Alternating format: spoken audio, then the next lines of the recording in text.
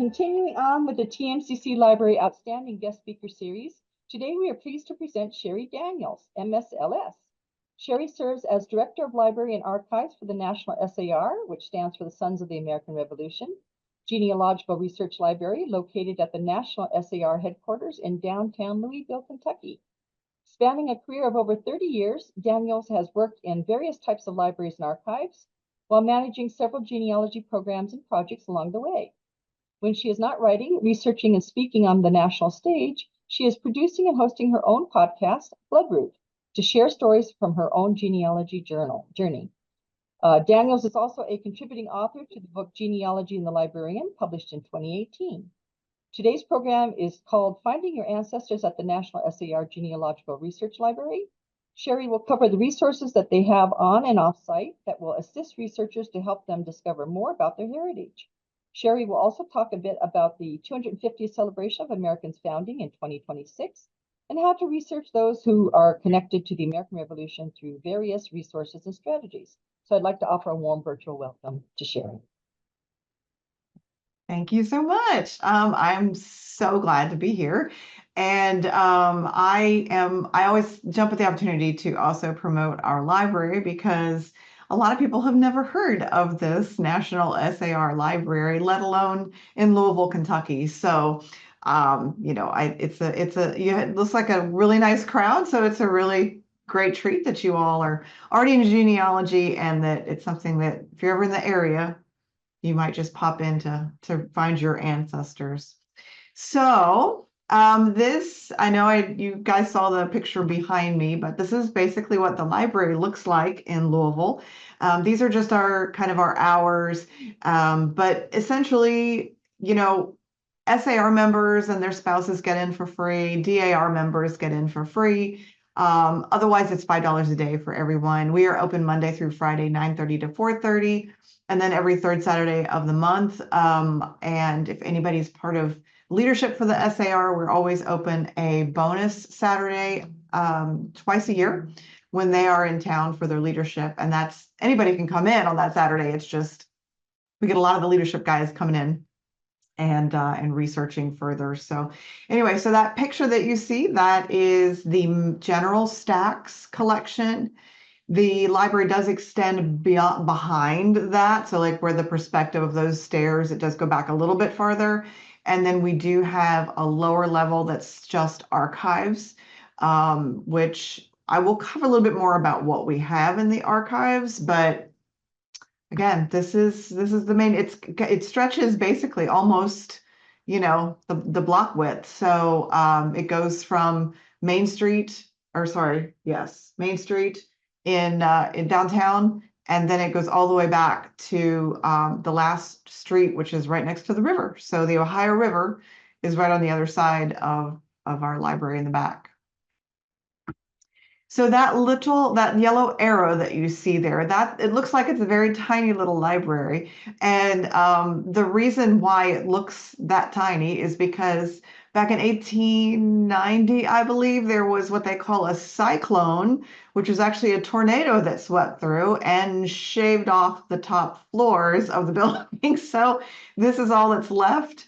And when the SAR bought this, roughly about 15 years ago, when they bought all of this, this is the height that it existed. So that's the library. It does stretch, like I said, all the way back into the block. And the red brick section that you see to the right that literally says National Society of the Sons of the American Revolution, that is where, let's put it this way, the upper portion houses the administrative offices of the national headquarters.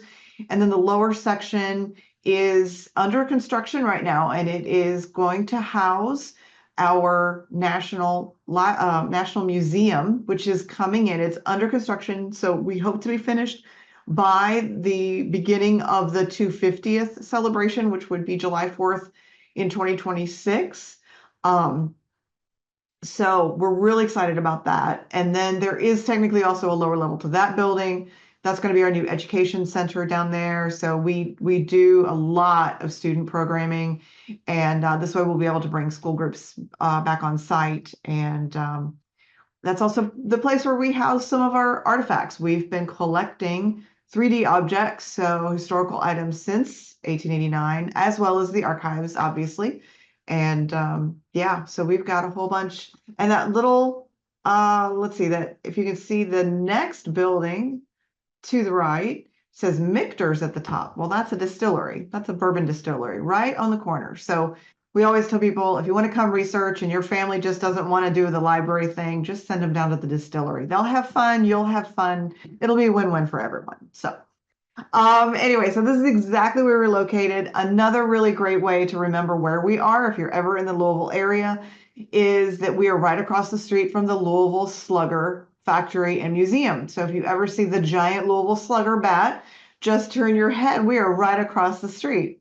So again, it's a really great family-friendly area that you can come down, and again, you can sneak away and do some genealogy research at a national library, and and the rest of your family can do a lot of other things right there.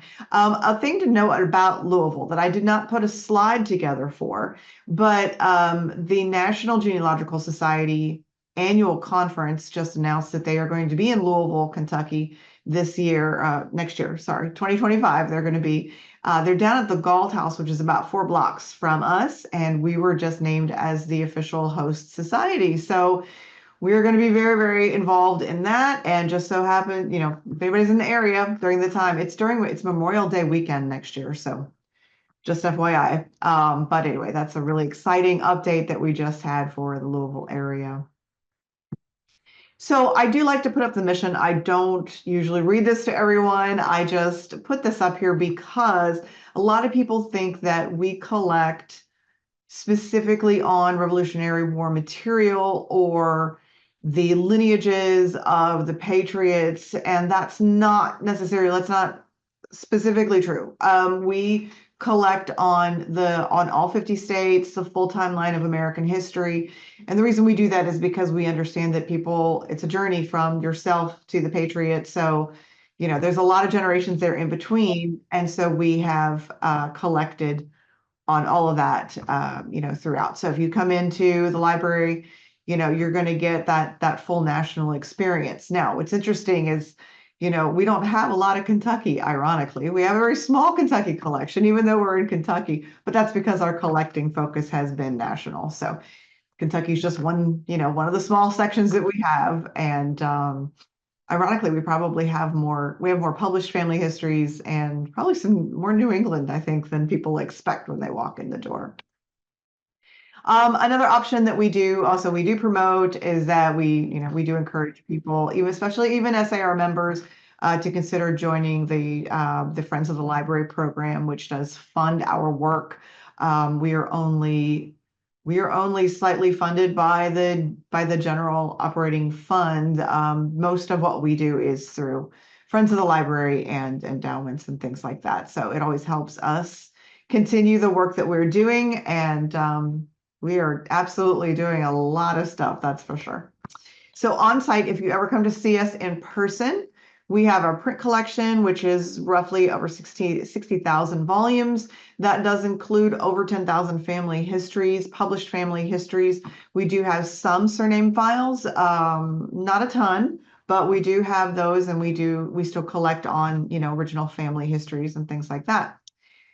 As I said, the collection range is all U.S. states from the colonial to the present day.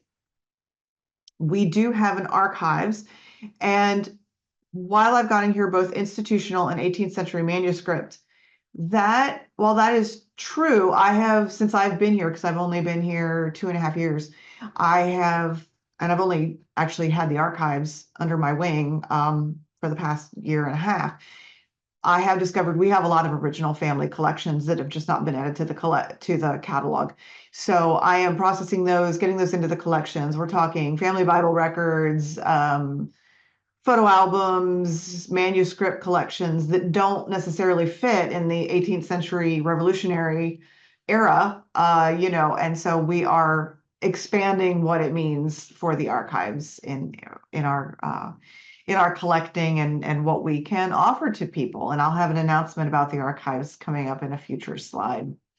So databases on site, we're a Family Search affiliate library. You have access to Ancestry, Fold 3, Newspaper Archive, American Ancestors, Accessible Archives, and Gale U.S. History. We also have a James S. Craik Special Collections Reading Room, which houses the George Washington collection.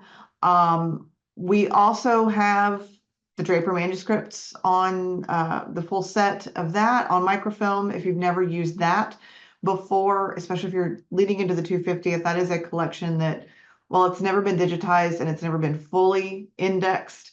A lot of libraries in the country have that collection on microfilm, but you may have to look at local universities. It's not usually public libraries. It's more historical or university libraries that have that. But that is a really great collection to use if researching Revolutionary era ancestors.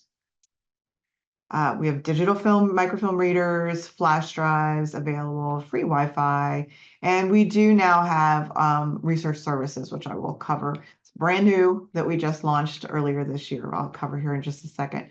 We did just launch a preservation station, which not only can you digitize your items if you bring them in, but we also have a place that you can pick up at various donation levels, physical, archival, safe enclosures and tools and things to preserve your family history or your family heirlooms even.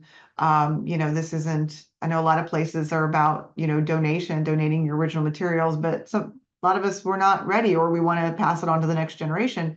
So in order to keep those things safe, we actually have this whole section that you can figure out what you need, from archival boxes to gloves to photograph enclosures, all kinds of things that you can get. So it's an evolving preservation station where we have audio, we have photographic scanners and things like that, but we hope to add video very soon, and so that will be building all along. But that is a feature of admission. So anybody that comes in, you absolutely have free access to be using the preservation station. And I had mentioned Family Search Affiliate Library. That is a common thing throughout the country. A lot of libraries have this. And that just means that when you are on site with an affiliate library, you have access to over 500 million record images that you cannot access from home. And with your all's proximity to Utah, to Salt Lake City, I'm sure you guys have one in the area. This is kind of more for a local announcement in a way, but we just did receive the Louisville Genealogical Society's entire library. It was donated to us earlier this year, which increased our collections by about 1,000 books. And it did beef up our Kentucky section, that's for sure. So we have also added that Louisville Genealogical Society members also get free admission to our library. So for those who want to access some of our material offsite, this is where you need to go. It's library.sar.org. And right up here at the very top, all of those words up there, that menu, all of those have places that you can navigate to. There's archives, the events.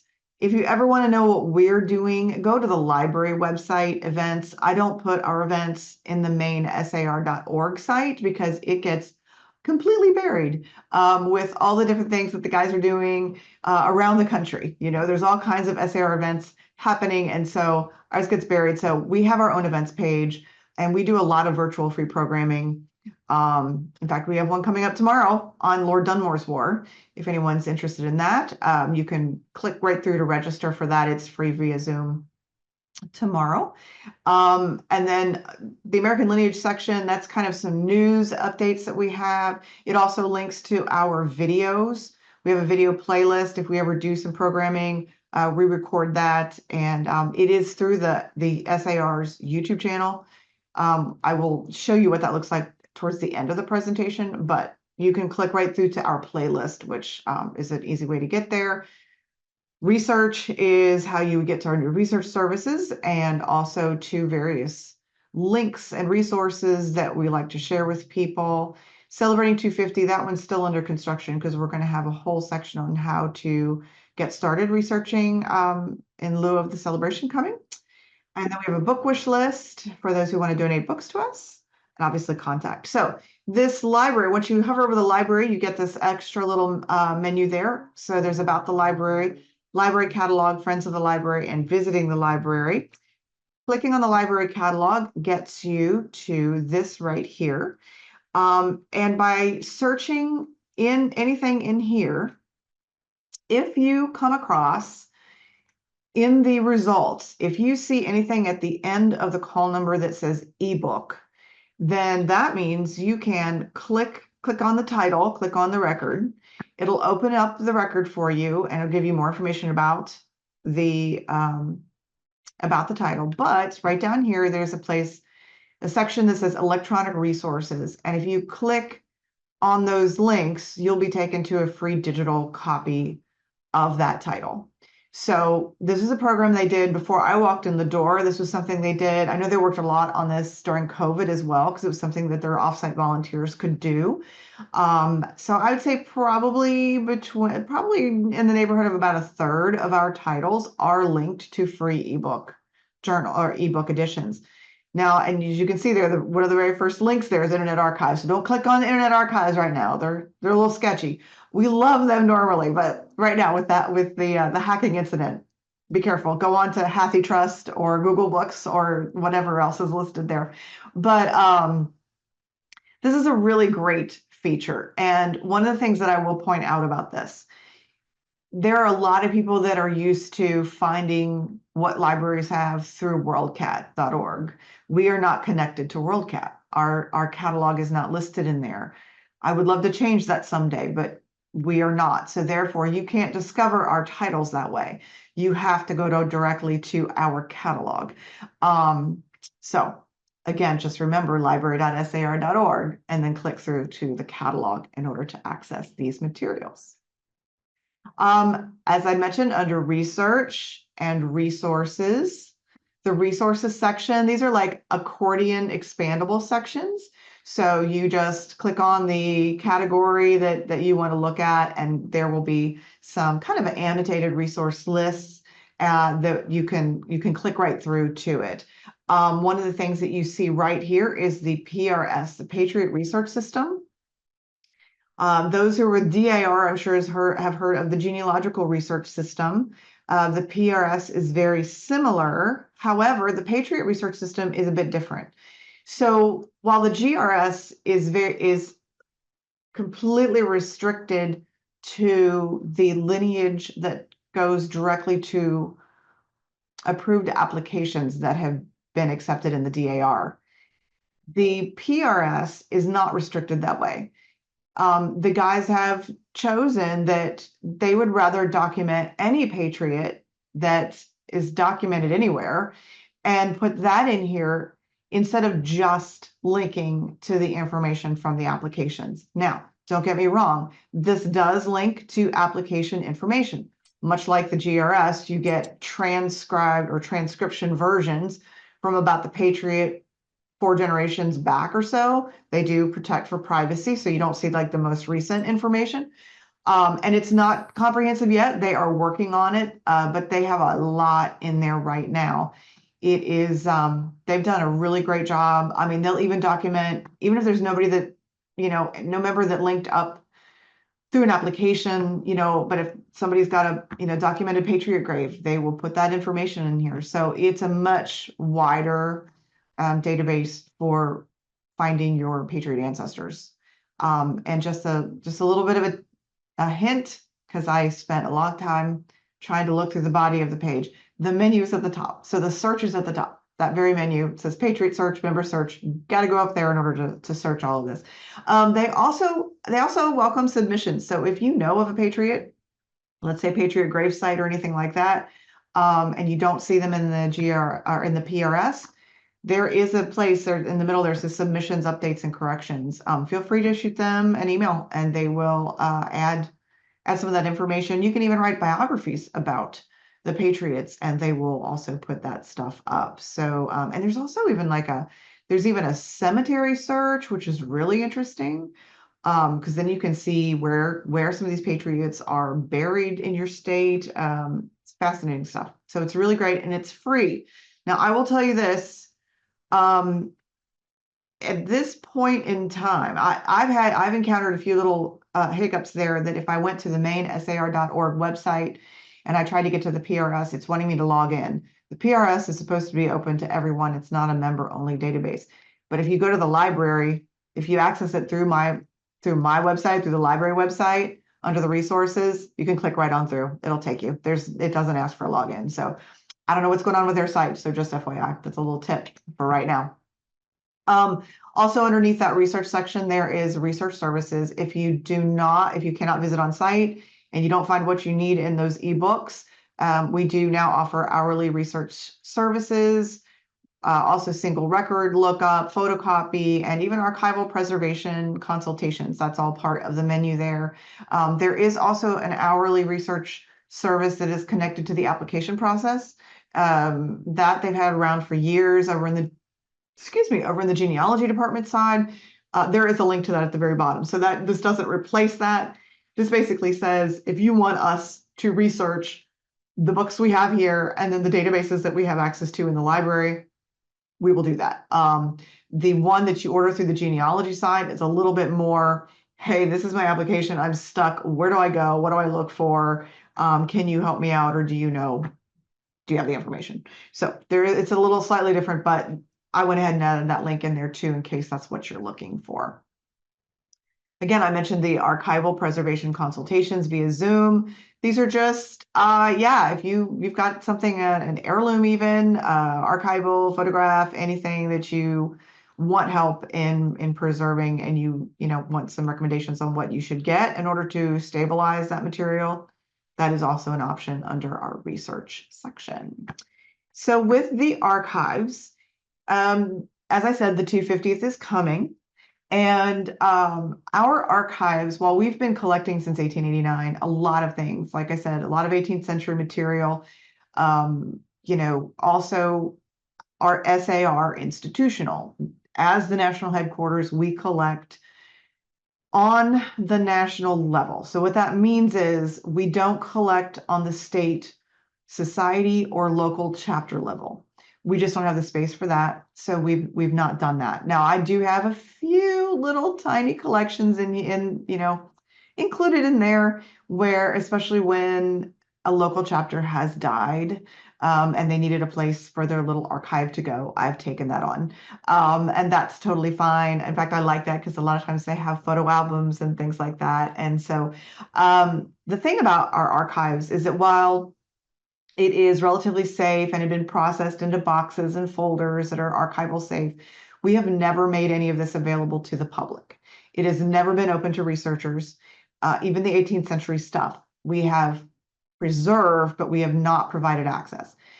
Archives, the foundational premise of archives is that you preserve it in order to make it accessible to researchers. So starting this year, literally just a few months ago, we started making our archives open to the public for the first time. It is a slow process. We're going through each collection in turn and updating the records, changing the labeling on things so that people can actually pull a folder out and actually know where it goes back and things like that. And so what happens is, as I go through these collections and I update the archive side catalog records, then our librarian takes those records and he puts them into our library catalog.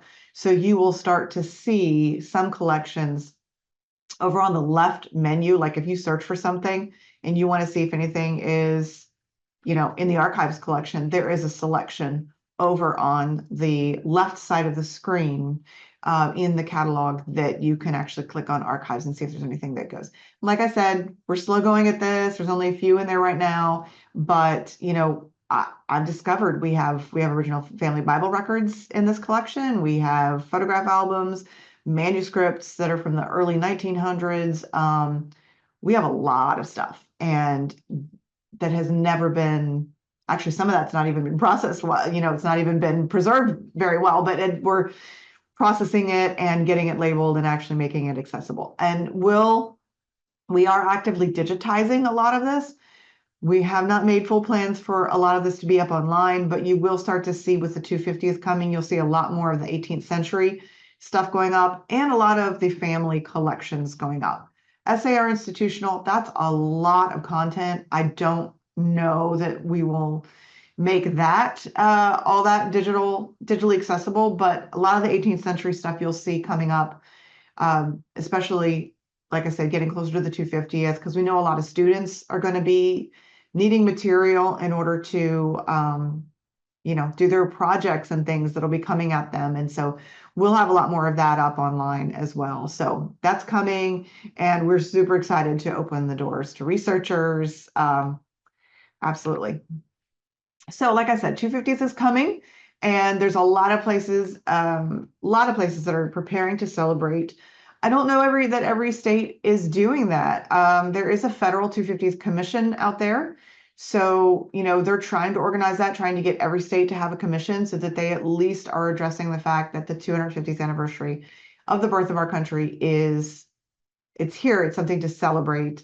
But there's a lot of questions that come with this. We're in 2024, the American existence does look different than it did in 1776. And so there's a lot of things that we can talk about. And we want to talk about things about, like, how far have we come? How did we get here? How messy was the journey to get here? There's a lot of national initiatives to tell that full story of America's beginning chapters. And also, I know here in the state of Kentucky, they are focusing a bit on not only just the beginnings, because Kentucky was Virginia at the time. Yes, we did have revolutionary activity. I mean, we were part of the western portion of the war. And, a lot of the attacks you've ever heard about in Kentucky, about pioneer forts and things getting attacked, those were mostly all war activities. They were combined forces of indigenous populations and British forces. So there were war efforts. This is part of the war effort, right? Or the war. This is part of the that frontier. That part of that activity was right here in Kentucky. So telling the full story of America's beginning chapters, all of that. How do we uncover the people and the diverse stories that are out there? That's a lot of the focus that you'll be hearing out of the 250th commissions. So what defines a patriot? As a lineage society, we are always thinking about this kind of thing. So it technically is evolving.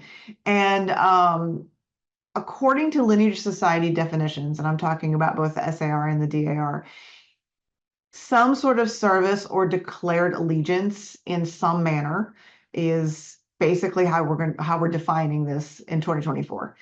That can be military, government service, and again, government service is tricky because it is also based on the authority in a location at a certain time. And some places waffle back and forth. If they got captured by the British, then their government was British run. So then anybody who stepped up and said, "Hey, I want to be a part of the government," that could have been the loyalists. So you got to also research a little bit about the lineage of a place during the Revolutionary War to see whether your ancestor would be, affiliated with one side or the other. And but anyway, other things: clergy, petitions that are signed, oaths. There were oaths of allegiance, kind of similar to the Civil War. There were oaths of allegiance. Material aid, were they providing anything to the cause, and all defined within that date parameter. Usually the 1775-ish. I know we've got 1776 as the 250th, but there are some things that they do consider. Like, for instance, you've got the Boston Massacre in 70. You've got the Boston Tea Party in 73. You've got a lot of protests along the way that were against all the different taxation. So there are some exceptions to that rule, but for the most part, these lineage societies do define the patriot cause within a date parameter.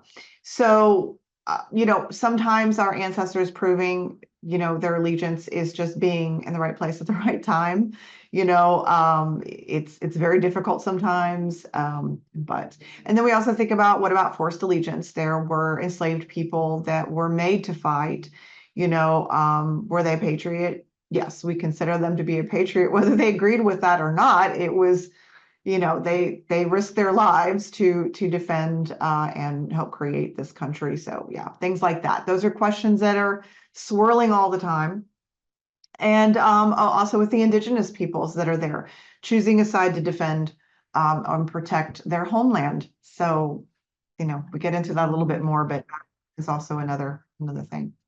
So Phyllis Wheatley, I'm sure you've heard of her, famous poetess and author. So in every human breast, God has implanted a principle which we call love of freedom. It is impatient of oppression and pants for deliverance. Now, Phyllis was an enslaved woman for since about the age, I believe it was about the age of 12 or so. The family that had purchased her did free her. And she was very much on the side of the patriot cause. She was a good friend of George Washington. She loved penning her thoughts on liberty and freedom and all of that. And so, what a great story, for the patriot cause to tell. Part of that, those diverse stories that are out there. So when we talk about the 250th, it's going to get messy when we talk about this. It is complicated. A lot of people will say, well, what kind of allegiance was there despite the discrimination was out there? Fighting or service did not guarantee freedom for those who might have been enslaved, despite all men are created equal. And life, liberty, and this pursuit of happiness, which is what our founding principles have stated, like that's what we are based on. And we eventually got there, but we still have work to do. I mean, we're not perfect. No country is perfect. But what was it like in that time frame? There were, by the way, as far as there were northern colonies that did guarantee freedom for those who were enslaved and fought on the cause for the patriot cause. But not all colonies did that. And in fact, I will actually I'll mention another little detail about all of that, how the southern portion handled that. But again, it was also messy. Even there was I believe it was Connecticut or Rhode Island, I can't remember which one, that they had to they promised the freedom, but a couple of them had to sue in order to make that actually go through after the war. So it's complicated. Also, aiding the cause did not guarantee safety. The indigenous groups had to choose a side. And in fact, I use this quote, the merciless Indian savages whose known rule of warfare is an undistinguished destruction of all ages, sexes, and conditions. End quote. I put that in there because that's in our Declaration of Independence. That's the language we use in our Declaration of Independence. It's messy. It's complicated. History is messy. History makes you uncomfortable quite a bit. We use those words in our Declaration of Independence, despite things like the Sullivan Expedition, where George Washington was labeled town destroyer because it was a scorched earth policy that he had for that expedition as well, that he ordered, basically. Plus, we also had indigenous groups that were very loyal to the patriot cause. We had the Oneida, the Tuscarora, the Stockbridge Mohican. We had units that actually were comprised of indigenous people. So again, it was this kind of salad of, people that were loyal to one side or the other. And, it didn't have anything really to do with, racial ethnic background. It was honestly just, where you were at the time and what your interests were and what your belief system was. So one of the things that I did find in researching some of this that I did not know about was that some Southern states paid white soldiers after the war with Negro bounty instead of money or land. And this was, if you're going to tell the story of American history, this paved the way for slave states and for the, the solidification or the foundation of the slave state structure. And yet you've got the northern colonies that are actually promising freedom for those who fight in the South. That's not the case. And I had never heard of Negro bounty before. So yeah, part of our history. So and another thing, as far as we want to talk about 2024, despite discrimination that occurred back then, Black soldiers received equal pay and provision. We had integrated units, by the way, during the Revolution. If there were Black soldiers, Indigenous soldiers, they were in integrated units. The only one that had a specific Black unit, I believe, or regiment was in Rhode Island. And the other colonies just integrated everybody. So, which was, there were chapters in our history where we didn't do that. We segregated everyone. And then, as far as equal pay and everything, regression in the 20th century when those who fought in World War II, Black soldiers in World War II were not paid the same as those who, as white soldiers that fought at the same time. So again, it's complicated, it's messy, but it's one reason I love American history, frankly. There's so much to it, and it's not easy to tell, but there's a lot. There's a lot to unpack. Here's a quote: "The disturbances in America give great trouble to all of our nations." This was. I'm not going to try to pronounce his tribal name. I don't want to butcher it. But Joseph Brant was also another name that he went to from the Iroquois, and he ended up siding with the British. But for a long time, he waffled back and forth as well. And I think that one of the most important things to remember about all of this is that, we are so quick in the United States to talk about, oh, the Civil War was brother against brother. The Revolution was the first brother against brother that we had. And it was a hard decision for everybody, for every group, for the indigenous groups, for the, for anyone else coming in or there. I mean, it was difficult. It was, it was hard to pick a side. And I don't envy them the choice that they had back then, but it was hard for everyone. So if you are trying to find out whether you have a patriot in your ancestor, there are some strategy decisions that you can make. Are you trying to discover the allegiance of a known ancestor, or are you trying to discover the identities of a people and location? Frankly, you may have to go after both of those strategies in order to do this. Sometimes the only way that you can find out those allegiances is if you dig into that local history and, like I said, kind of trace the lineage of a location. What are they doing year by year in the Revolution? Are they with the Continental side? Are they with the British? Or is somebody captured, or all this kind of thing? Think about all of that. That may be one of the only ways that you figure out what side your ancestor is on. So here's a location example. So in Connecticut, we just had some partial information. So the 8th Connecticut Regiment, this is a pay list for soldiers this is a document we have in our collection. And actually it just left our collection. It's going to be on loan in Washington, D.C. for the next few years with the Museum of the U.S. Army. They borrowed it.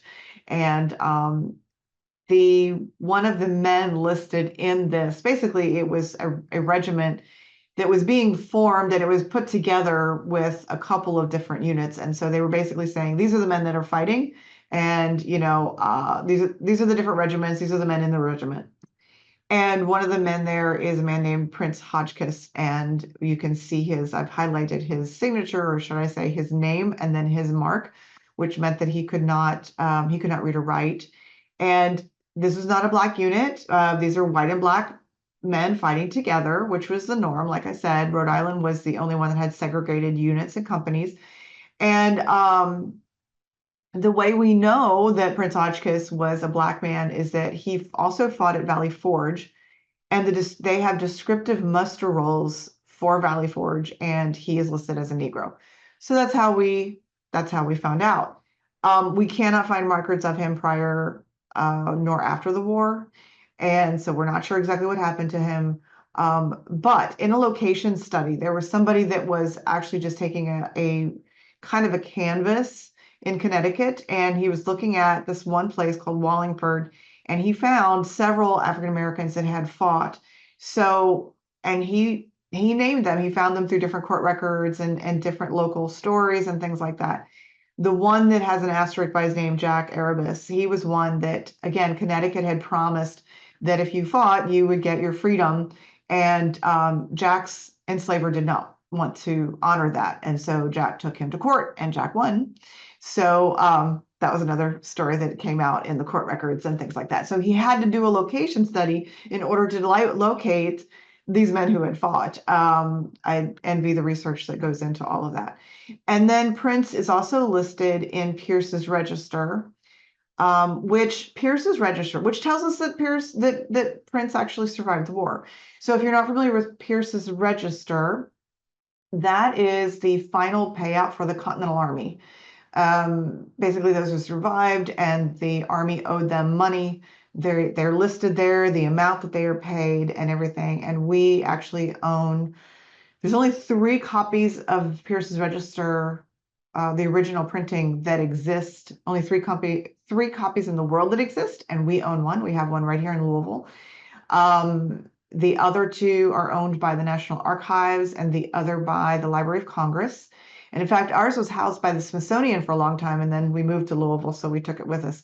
And ours is the only one that has handwritten corrections in it from 1789. Even though the original printing was 1786, we've got corrections from 1789 in there, which can correct given names, or surnames, given names, the amount they were paid out.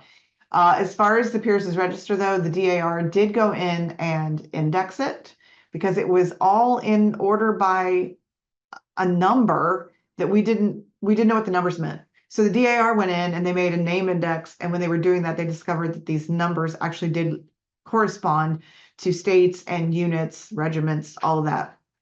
And so the Pierce's Register, if you do look for that in WorldCat, you will probably be able to find a published copy that they did. Let's see, I don't remember when they did that. I want to say they did that somewhere around like 1920, but it's been republished several times. So that is one. And again, just remember, this does not include the militia. It's only Continental soldiers. So still trying to find those patriot ancestors. The strategies I also tell people, think outside the clock. Who's documenting the events of the war and when?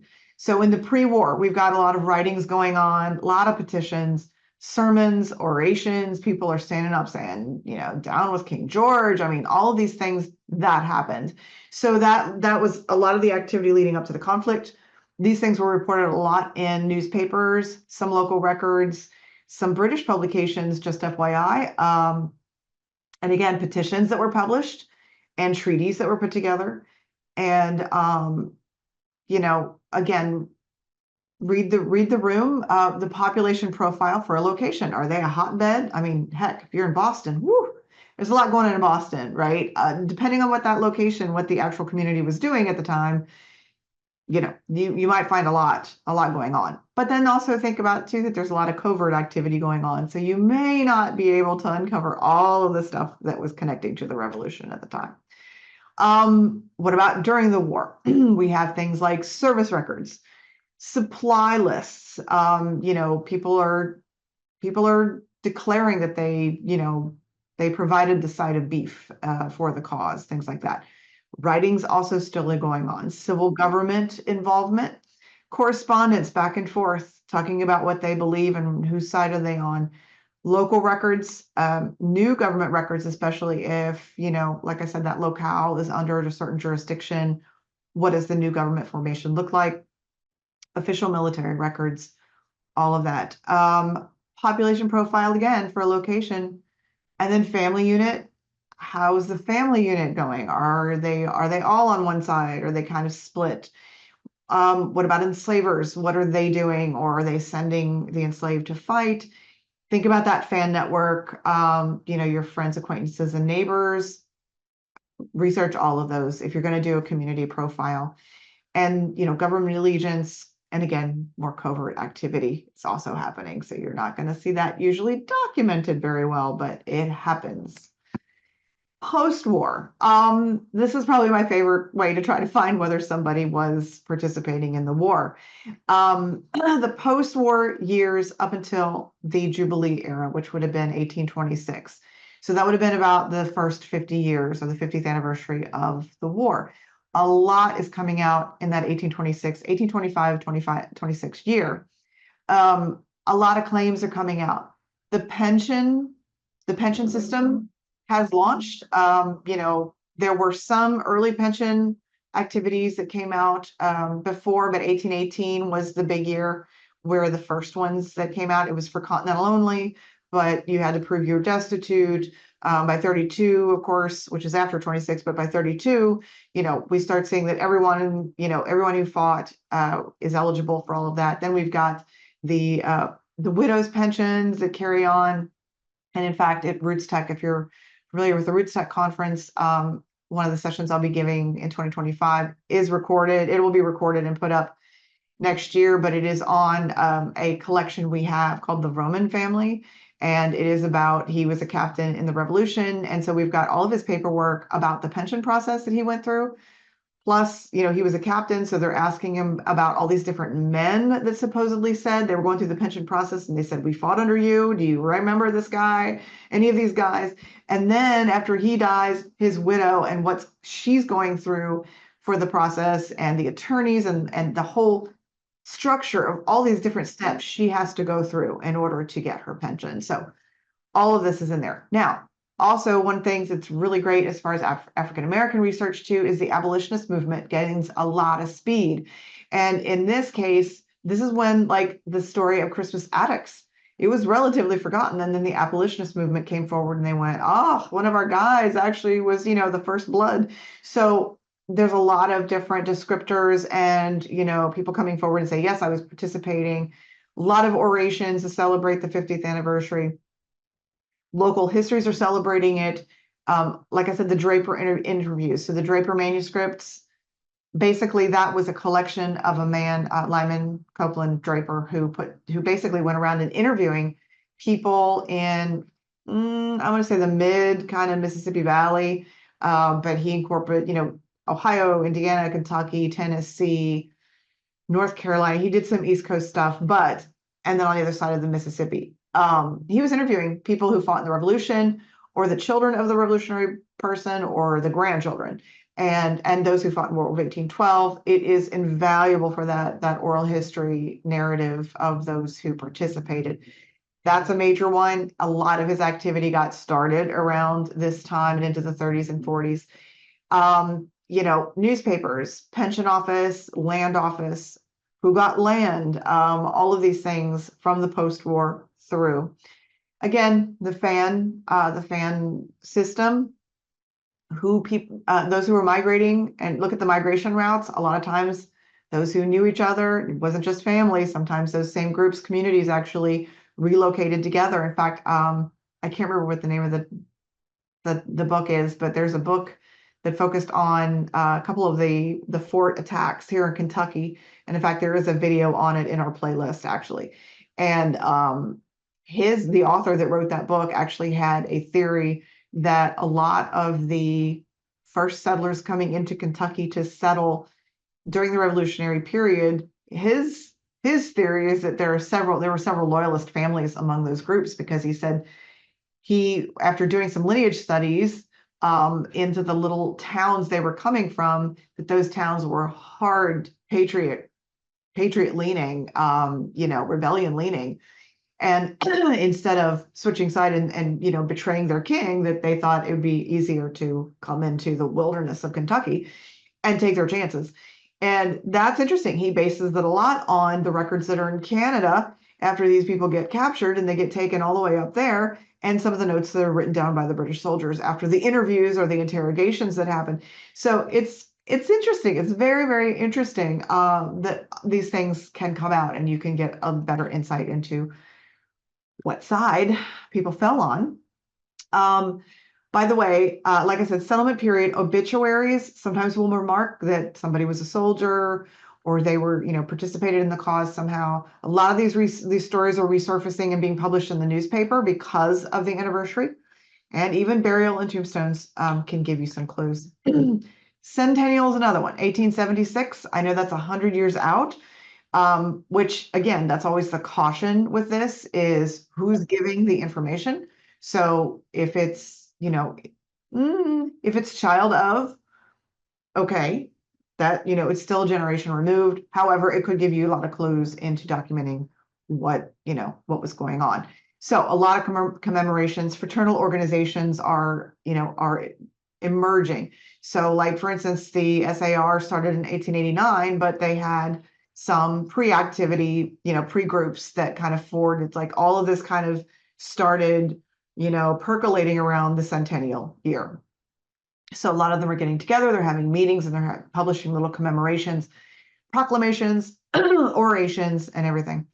So local societies, newspapers, local regional archives, church records, all of these are commemorating that the 100-year mark. And again, the same applies. The fan network, migration routes, stories resurface, all of that. And again, it is by the 100 years out, it's rarely contemporary stories. But this is the time when people are like going, oh my gosh, my dad fought, and here's his diary from the Revolutionary War. Things like this came. Here's the sword they used. Here's the gun they used. Like those things are coming out in the centennial, and they've got these stories with them. How much of it is true? That's for you to research and figure out. But at least, there's a way that you can actually find a little bit more of the allegiance stories. Records and resources to get you started. Don't reinvent the wheel. There's a lot of digital military records out there that are coming out of NARA, but they're available through Fold 3. A lot of libraries have access to Fold 3. It is a subscription-based database for the military side, basically military records, owned by Ancestry.com, but a lot of your local libraries have access to that. Pension records, like I said, the laws that were issued for 1818, 1820, 1832, 1836.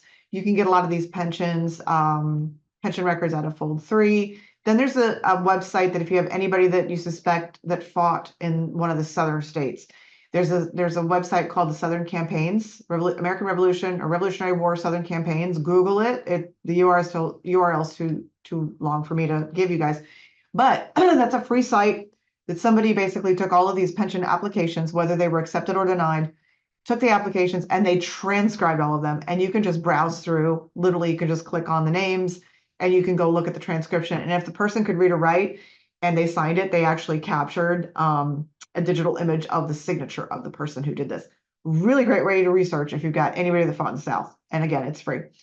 Again, local militia. Local militia is harder to document, but that's on the local side. It's just not going to be in the federal records. And then, published service accounts, claims that happen, especially post-war. They're coming forward and saying, hey, I gave you a pig. Somebody needs to give me some money for that. These would be filed on state level. This is not a federal thing, but you have to dig into a lot of that. Like I said, lineage societies, they've done a lot of work already, documenting as many as they possibly can. The SAR and the DAR both have databases and publications. I covered a little bit of that earlier. And one thing about those looking for Indigenous and African Americans, in the DAR has a free resource that is, they have a section there that's Patriots of Color. And then there's this book that they published, Forgotten Patriots, that they tried to document as many as they can. They have made that entire book free online as a PDF download link. If you really want to do that, you can do this. You can scan a QR code, but we're running out of time anyway, so I don't want to necessarily make you rush to do that. There is a place on our main library website in order to sign up for our library newsletter. So don't panic about that. We can get that. Do like our SAR Genealogical Research Library Facebook page. That one is, I'm also going to put a lot of events and registration links and things that come out, even things we find in the archives. I'm going to start featuring some of those Bible records that we're finding and photographs. Give that a like because again, there's a lot of content that's going to be coming out very soon as we process more. And like I said, we have a lot of virtual events that we do. We do Genealogy Tea Time, which is kind of similar to what you were talking about. We don't necessarily get into brick walls very much. However, we do get into to try to brainstorm certain things. So the next one that we're doing tomorrow is, it's going to be covering Lord Dunmore's War. Now, Lord Dunmore's War, this would be the 250th anniversary of that. And that was like a pre-war event. Even though we already had Boston Massacre, we had the Boston Tea Party, there's a lot of controversy about this. Some people say, oh, well, this should be included as part of the, the revolution. However, this was a British-led initiative, and so there's a lot of complexity to that. And no, it's usually not included as part of the revolution, but there are a lot of fans of the Battle of Point Pleasant, so I'm aware, and we'll talk about that tomorrow. Again, that's free. Just go to either the main library website to the events page. You can register there, or at the Facebook page. I've got a link there. So we do some resource roundups where we cover different things. Like I said about the Draper manuscripts, if you want to learn more about that, I did a full hour on that, and that is free on our YouTube channel. And also case study capers. I don't do as many of those, but those are fun. Sometimes we'll do some things, some of those they don't necessarily always get recorded. So this is, like I said, there is a playlist that is in the main SAR YouTube channel. So if you go to National Society SAR in YouTube, look for their account, and then if you go to playlists, look for library, the Library American Lineage playlist.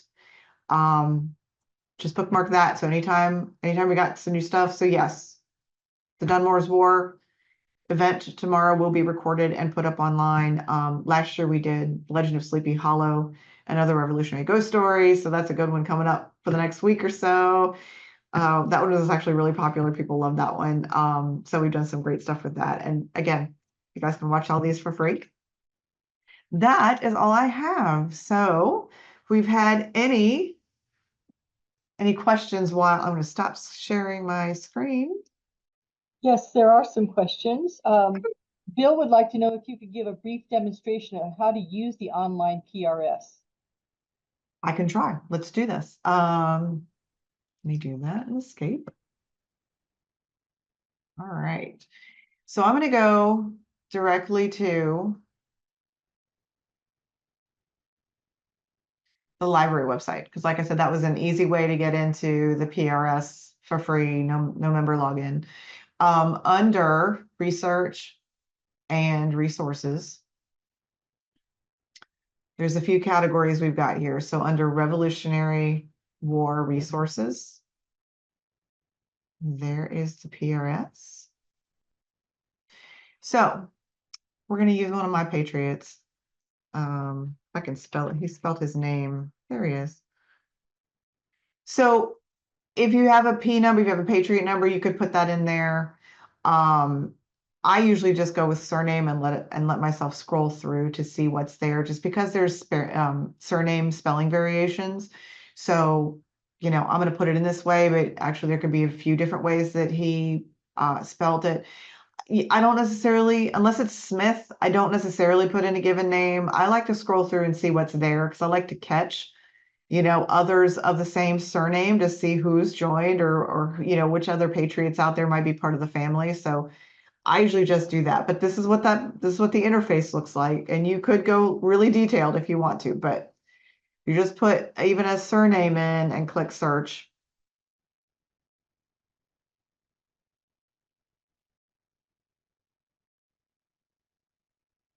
It's trying. There we go. Okay, so let me see. Okay, so it didn't get exactly the one I want. And so you see all the different spellings that are showing up for me. Now, what's interesting is all of these different little letters and different symbols that you see here. Here's the guide at the bottom. So A denotes that there's one or more known applications associated with the Patriot. And then B notes there's a biography that has been contributed. C is Patriot linked to a cemetery, so we know where he's buried, and they've done a little cemetery profile. H was the headstone photo. And then there's this little symbol here, which means that it's a Patriot linked that's associated to a DAR record. Now, one of the biggest questions I do get is, how do I access SAR applications?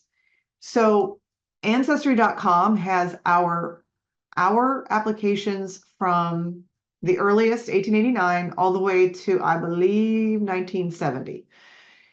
Yeah, even if you just go to a library and use the library version, you can get them in there. And so those earliest ones may not be in this Patriot research system because, like I said, they're still building it. There's recent stuff in here. I want to say there may be a gap from about like, the 1970s into the 80s and 90s. You may not find everybody you're looking for, but they're constantly adding new people, new Patriots in here.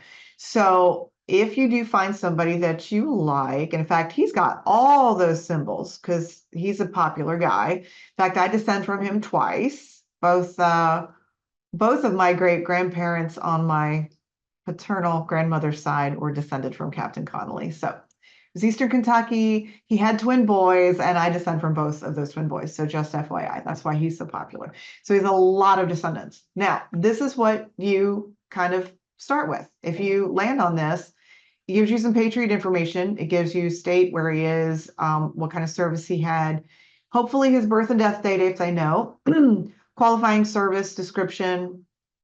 Then there's some additional references, which is nice. It gives him his pension number. Remember that Southern Campaigns site that I mentioned before? His is really long, but yes, his entire deposition is transcribed in there, which is fantastic. And then I don't know what BLWT is. I'm sorry. I don't know what that means. But anyway, we've got spouse information, children information. And these are the guys they have in the system right now who have joined under Henry Connolly. Now, this right here, now this also gives you the child that application goes through. And like I said, I'm both from Edward and Thomas. So, but then they've got Rachel in here and John, David, and yeah, so you've got all of these. You could pick one that you want to look at, which is a certain child.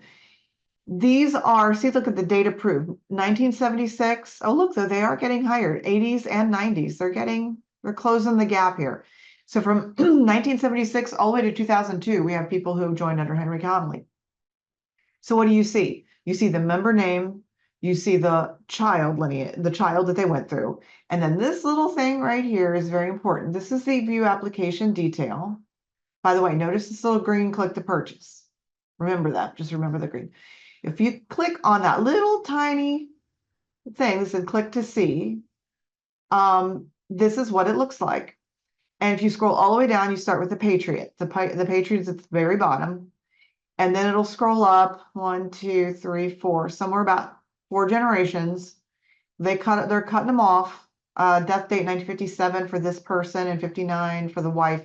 So they're cutting off, they're just for privacy reasons, they're cutting off the most recent generations.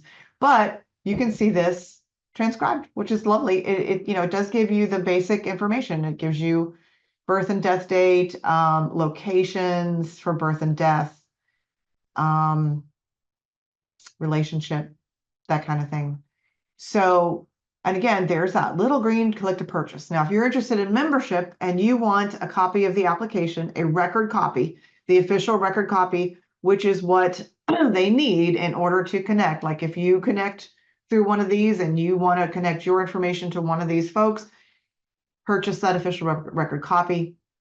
That's what they would need. So that's how you would do that. It would take you directly, I hope it opens a new page. It would take you directly to the request a record copy, which is through the genealogy department. Now, what's fantastic is that it's better to do that by clicking on one of those little green buttons in the PRS, because look at this giant form that you're having to fill out. It automatically pre-populates who it is you're asking about. Then you fill in your information. So you don't have to do all of this. Now there's a little click here. I'm not trying to order a DAR record. Sometimes that's, there is a way in the genealogy department you can ask for supplemental information that's associated with an application, but they weren't doing that very long. I mean, that's a fairly recent thing. I want to say the past couple of decades, maybe the past 20, 30 years, have they been even keeping supplemental information with the applications.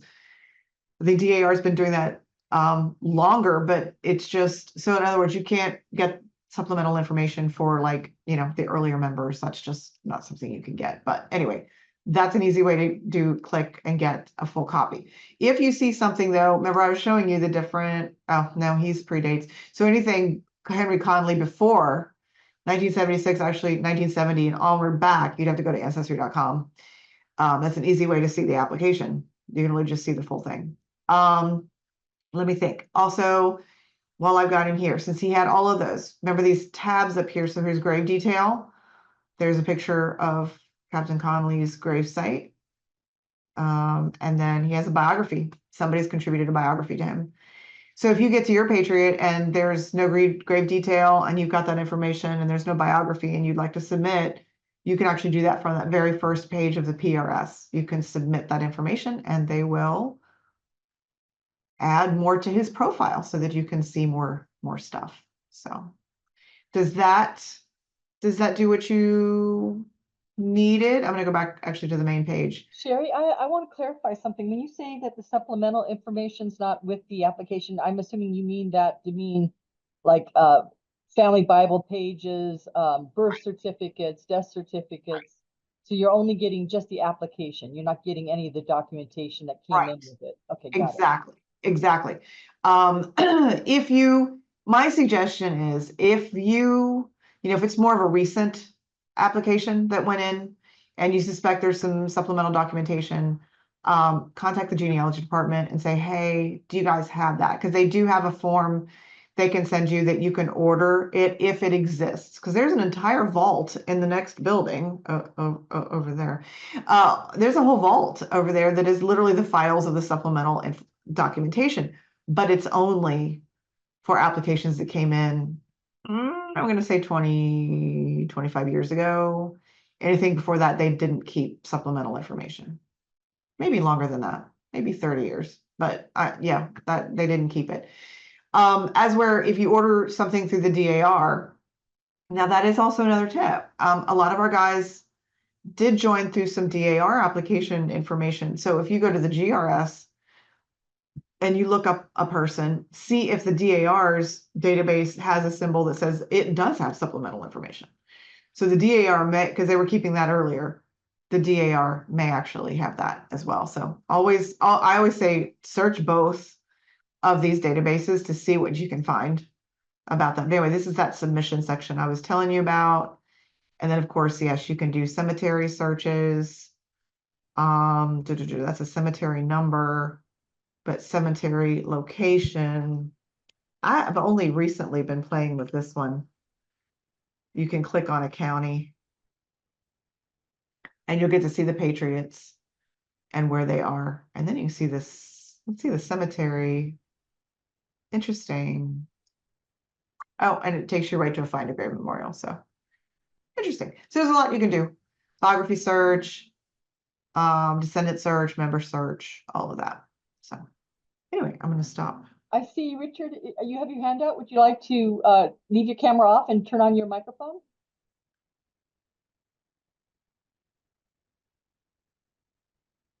Maybe Richard stepped away from his computer. Let's see here. One of the questions in the chat box is, are the Valley Forge descriptive rolls digitized? If so, how could they be accessed? And same question for Pierce's register. Pierce's, Pierce's, I don't believe is up online. However, you might be able to get that if you're at an affiliate library for Family Search. Take a look that way.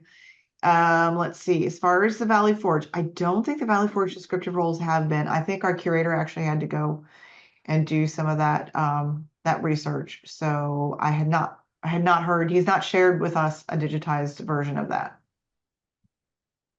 Okay, and Richard, are you by your computer?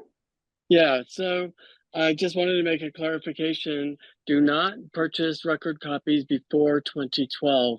It's not going to do you any good with the SAR. This the Governor General made a determination a year and a half or so ago. They will not accept any SAR record copies before January 1st of 2012. You can use it to build your application, but they won't accept those because they were not like the DAR as good at keeping the records, and they don't have those records before 2012 to determine that this is actually good. Right. Thank you, Richard. But it is a good, like if you want to see more of the information in that application to maybe research it yourself, but you can see some of the details that somebody's already submitted. Right, Yeah, they're probably absolutely. I think they're only like, what, $10? They're not very expensive. Yes, $10. Yeah. Okay, let's see here. I'm looking in the chat box. George from California says, I love the transcribed Southern Campaign files online. Found some great stuff there. Yes. And Randall from Florida says, thank you, as I'm going to start my app to the SAR with my family in Arnold's and Adams. Yay. Awesome. Good luck. Let's see here. While I'm waiting for more questions to come in, I have a couple questions of my own. You mentioned that even if you're not an SAR member, you can become like a friend of the library, I think it was you said. I was really pleased to hear that because I know a lot of people would like to support the SAR even if they don't have a Patriot ancestor that can help them join through. The Nevada Mayflower Society, I just found out actually at our last meeting that we also have an associate membership, and you can become an associate member even if you don't have a pilgrim. So that was kind of exciting to hear. So thank you for that information. I'll be happy to pass that on to people in the future as well. And one thing as a librarian, every time I have a librarian or an archivist as our guest speaker, I always have these librarian to librarian questions. Yeah. You talked about how you're going to open up your archives to the public to use.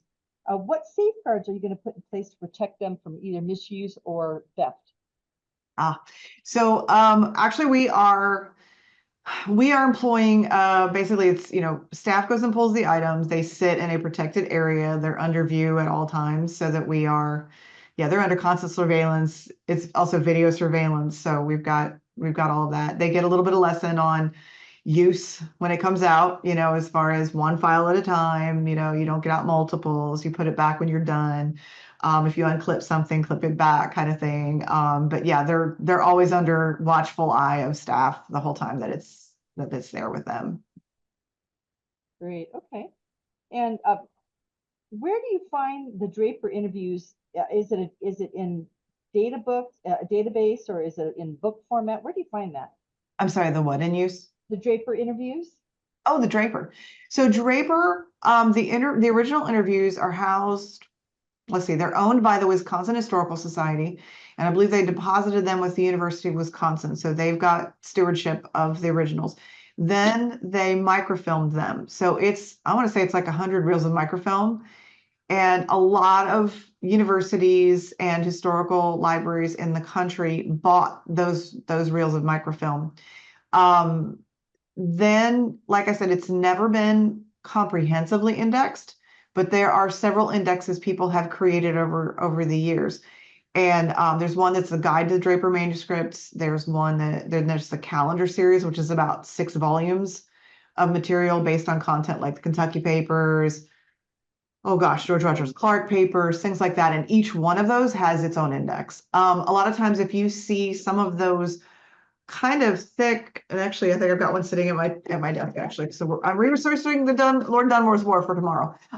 There's a book you almost could see it a little bit. These are kind of like published books by topic, like you would see Battle of Kings Mountain, you would see Battle of Guilford Courthouse, things like that. This one is Documentary History of Dunmore's War, 1774. This is literally the information that came out of this. They have mined Draper in order to publish this. So they just went through and they read and they read and they read, and then they pulled out the information, and they've got all these stories and these different things and the accounts of different people who fought, and they publish them. So there's a lot of Revolutionary resource books out there that are printed based off of what was in Draper. So look in your area. Like I said, a lot of the major universities have a copy of Draper. It's usually going to be, I don't know if it'll be in the library. Sometimes it's over at the archives. At University of Kentucky, it's in the archival microfilm collection because they consider it to be a little bit rare, even though, there are many copies out there. But like I said, there's a full hour video that I did at the SAR YouTube channel that's on accessing and using the Draper manuscripts. Wonderful. Okay, let's see here. In the chat box, Tracy wrote down, currently reading His Excellency George Washington by Pulitzer Prize winning Joseph Ellis, who wrote Founding Brothers. Best book I've ever read, explaining the Revolutionary War and Washington's presidency, warts and all. Can't put it down. It's only 275 pages long. Yeah, I love the stories and I love the 250s that we're going to start identifying.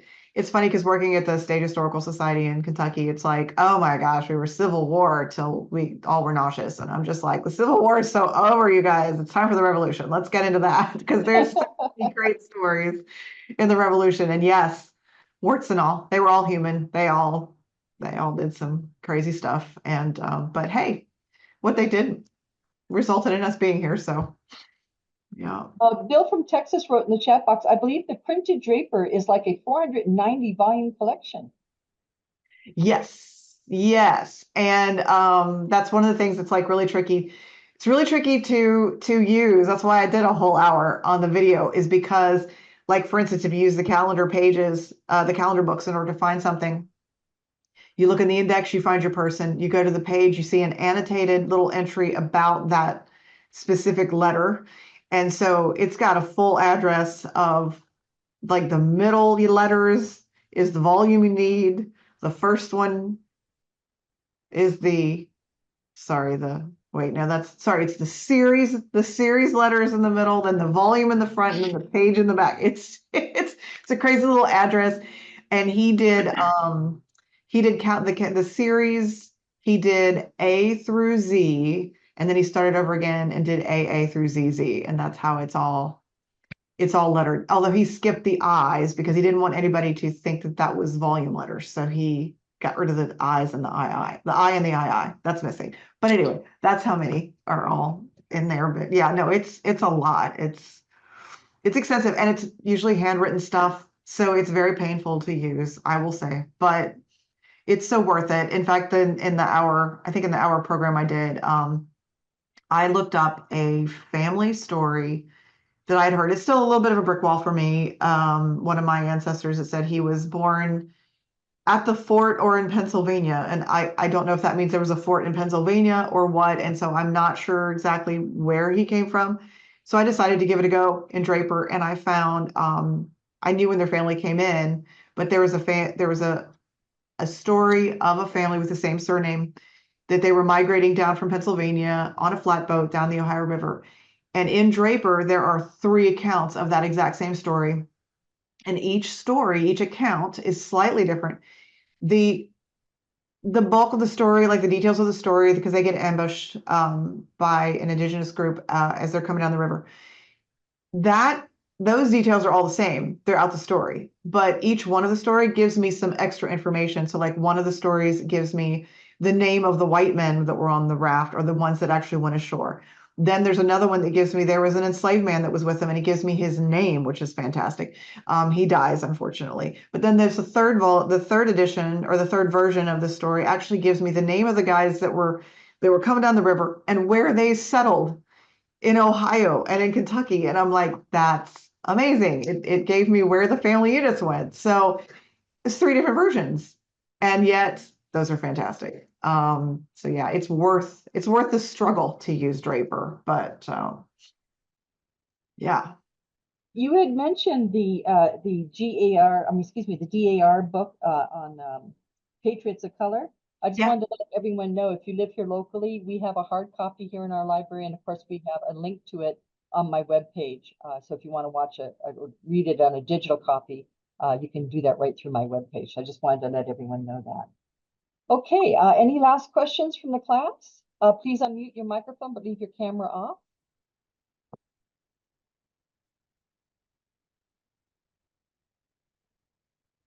Any other questions you want to put in the chat box? Last a few moments to do so. Okay, well, Sherry, it looks like everyone's questions have been answered, and I'm really thrilled with how engaged the class was today with this. Thoroughly interesting. I can't thank you enough for your expertise, and also thank you for allowing us to record today. That's very generous of you. We really appreciate it. It'll take our marketing department a little while to get it posted onto YouTube, but it will be there. And oh, Diane says, thank you from a fellow librarian. So, okay, so before I say goodbye, because I know you're 3 hours ahead of us and it's time for you probably to go home, But before I say goodbye, I want to remind the class, if you're going to leave us at this point in time, if there's anything in the chat box that you want, please download it before you leave, because if you log off and then log back in, your chat box will be empty. Also, if you're new to the class for the first time, we do have a second part of class where we all work together on our family trees, and I'm inviting all of you to stay. So with that, Sherry, once again, thank you very much, and I will go ahead and stop the recording. Thank you. Thank you all. Bye-bye, Sherry.